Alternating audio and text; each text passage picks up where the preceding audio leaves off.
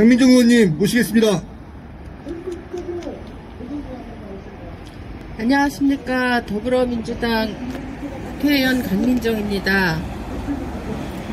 최근에 30대 딸과 6살 자녀와 함께 생을 마감하려고 했던 혹은 마감한 장애인 가족 이야기들이 연일 기사를 도배하고 있습니다. 이런 기사를 보면서 정치권에 몸담고 있는 사람으로서 너무 할 말이 없고 사실 죄송합니다.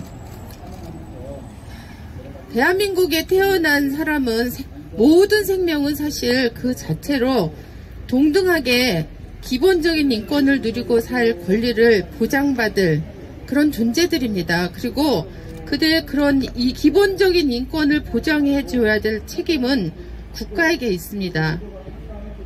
아까 말씀드린 자녀와 함께 자기 생을 마감하려고 했던 혹은 마감했던 부모님은 한 사람의 국민인데 그 국민인 부모의 어깨 위에 사실은 대한민국 정부가 책임져야 될 책임의 무게를 다 짊어졌기 때문에 그런 비극적인 사태가 일어났다고 생각합니다.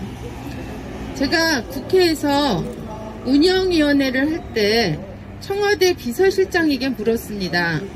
당신은 세수하러 갈 때, 밥 먹으러 갈 때, 화장실 갈 때 누구의 도움을 받고 그 도움을 받는 대가로 돈을 내느냐. 우리 사회에 자기 스스로 혼자서는 일상생활이 되지 않기 때문에 24시간 누군가의 도움이 없으면 기본적인 생활이 되지 않는 사람들이 있다. 그런 사람들이 있는 걸 알고 있느냐 물었습니다. 대통령 비서실장 단 한마디도 하지 못했습니다. 예결위에서 국무총리와 기재부 장관에게도 물었습니다. 그분들 그 자리에서는 단 한마디도 하지 못했고 이 문제를 해결하기 위해서 정부가 나서야 된다는 저의 질의에 당연하다고 답변했습니다.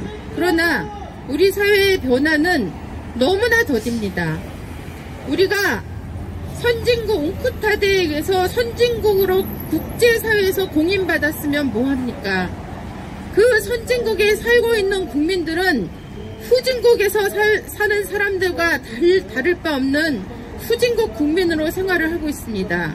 특히 장애인 가족들, 장애인 당사자는 그 후진국 안에서도 더 후미지고 더 외지고 더 보이지 않는 곳에서 가려져서 살고 있습니다. 제가 알고 있는 어떤 스웨덴 교민이 이런 얘기를 한 적이 있습니다.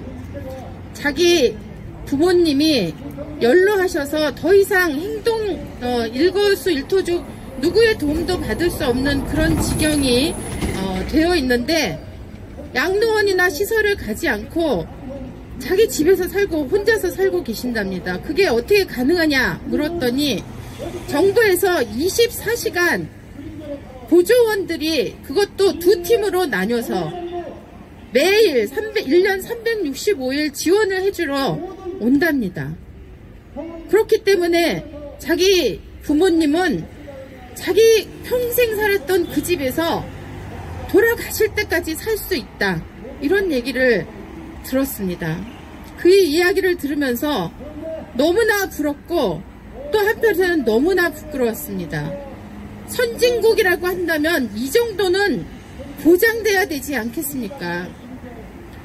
제가 국회에 몸담고 있기 때문에 기회가 될 때마다 우리 장애인, 특히 발달장애인의 24시간 지원 시스템을 위한 정부의 책임에 대해서 여러 차례 이야기했지만 아직 되고 있지 않습니다. 그러나 이번에 굉장히 많은 장애인 분들이 직접 나서서 지하철 탑승 투쟁도 하고 우체투지 투쟁도 하고 또 오늘 이런 기자회견도 하시고 계속해서 앞장서서 투쟁해주고 계시기 때문에 우리 국민들이 장애인 문제에 대한 관심과 이해가 높아지고 있습니다. 이런 기회를 놓치지 않고 국회에서 24시간 지원이 법적으로, 재정적으로, 행정적으로 확실하게 보장될 수 있도록 국가에게 그 책임을 확실하게 지워질 수 있도록 입법 작업에 나서도록 하겠습니다.